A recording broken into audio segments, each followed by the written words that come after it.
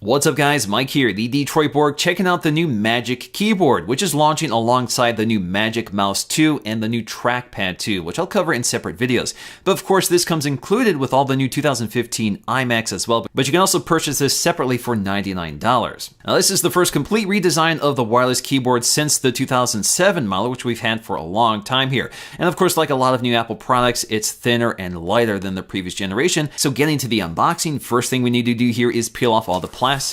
Once we do that, we can slide off the sleeve and inside we'll find our new keyboard. The first thing that jumps out right away are these larger keys, which fill up the very compact design of the new keyboard. Lifting that up, the next thing we'll find is just how much lighter and thinner the new keyboard is. It's wrapped in this sort of frosted plastic, and we can peel that off to reveal the keyboard. Now this is substantially lighter than the previous generation. We go from 11.5 ounces to 8.2 ounces, which makes this a great portable solution for iPad users. Now it's still a Bluetooth keyboard and it's compatible with OS 10.11 or newer. Now before we take a close look, let's get to the accessories, and the first thing that jumps out right away is a lightning cable, and that's because this has an internal rechargeable lithium-ion battery, so we no longer need to remove the batteries and recharge them or replace them.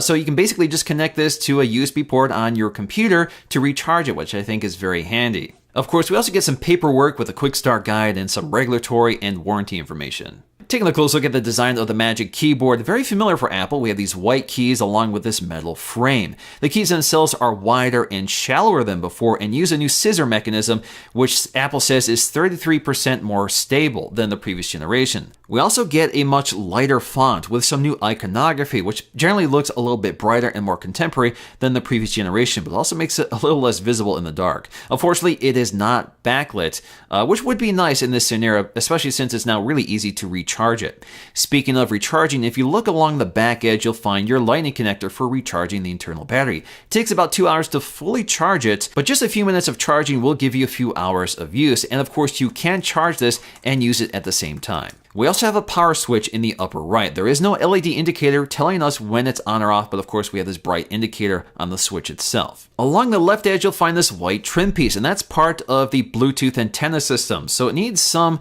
transparency in order for the antenna to work through the metal chassis of the keyboard, so they give you this little window. This is very similar to the design of the previous keyboard. The back of the keyboard is very simple here. We have this glossy plastic with the Apple logo toward the center, and at each corner, we'll find these rubber feet for gripping your table. The pairing process is very simple here. Of course, we can do the standard Bluetooth pairing. All we have to do is turn on our keyboard, go to our settings, find our Bluetooth controller, and find our keyboard, which we can click on and pair to easily. But you can also quickly pair your keyboard using a lightning connector connected to your Mac. So as soon as you plug your keyboard into your Mac using that lightning connector, it pairs and you're good to go. And you can go ahead and disconnect the cable. So it's almost instantaneous. Now, compared to the previous generation, the first thing that jumps out right away is just, again, how much wider the keys, how much lighter the font is, and how much thicker the top row is. So without the bulky battery compartment from the previous generation, you can see they gave us a lot more room for those keys along the top.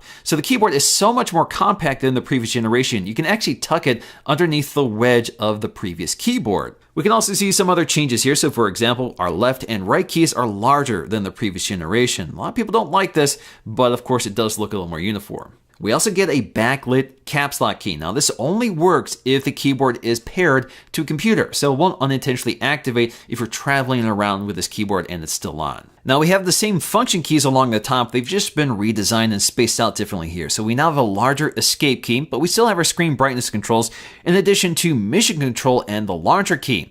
We also have our media controls, so back, forward, play, pause, etc. And then we have our volume keys for mute, volume up, and volume down. And far toward the right, we still get an eject button. Now the keyboard is the same width as the previous generation. It's just not as tall because we don't have the battery compartment, and of course it's much thinner and lighter. The keys are actually bigger, so in many ways the keyboard feels more spacious than the previous generation. There's more surface area for the keys and less blank space between them. So when you strike the keys, you get a more satisfying feel than the previous generation. Again, they say that these keys are 33% more stable than the previous generation, which means the keys don't sort of wobble around. Instead, you get this more satisfying click. Now, the key mechanism is different than the one used in the MacBook. That uses a butterfly mechanism and a dome switch. This still uses a scissor mechanism, but it's lower profile and a bit more stable. So the technology is different and it does feel different, but the overall effect is somewhat similar. We have a more solid, more consistent feel across the entire keyboard. The keys are also slightly cupped here, so they contour to your fingers, which feels a little more natural and more similar to the previous keyboard than the new MacBook keyboard. And I really like how fast this keyboard is. There's less mechanical action because there's less travel in the keys, so I can really fly across this keyboard, especially since I really type fast. And generally speaking, I just like how much more solid this keyboard feels. The keys are much more stable, they click into place more easily, and I just like the sound better than the previous keyboard. And I'm also glad that the keyboard finally has an internal battery, which is rechargeable thanks to a lightning connector, which is very convenient since I think most people have a lightning connector already connected to their iMac. That means I don't have to keep a set of batteries around. I always have a lightning cable to recharge my iPhone, which I can then use to recharge my keyboard. But of course, I shouldn't have to do that too often because a charge should last a month or better. Now, personally, I prefer a backlit keyboard, so I'm disappointed that they chose not to add it, especially since it's much easier now to recharge the internal battery of the keyboard. So I've been using a Logitech K811, which I reviewed many years ago. I really like it because, again, it's a nice compact Bluetooth keyboard that has this backlighting, which I find very useful. Alright guys, so that's going to do it for me in this video. If you want to check out my other videos on the Magic products, I'll leave them linked in the description below. I hope you guys enjoyed it. If you did, please give it a thumbs up to let me know, and I'll see you again in the next one.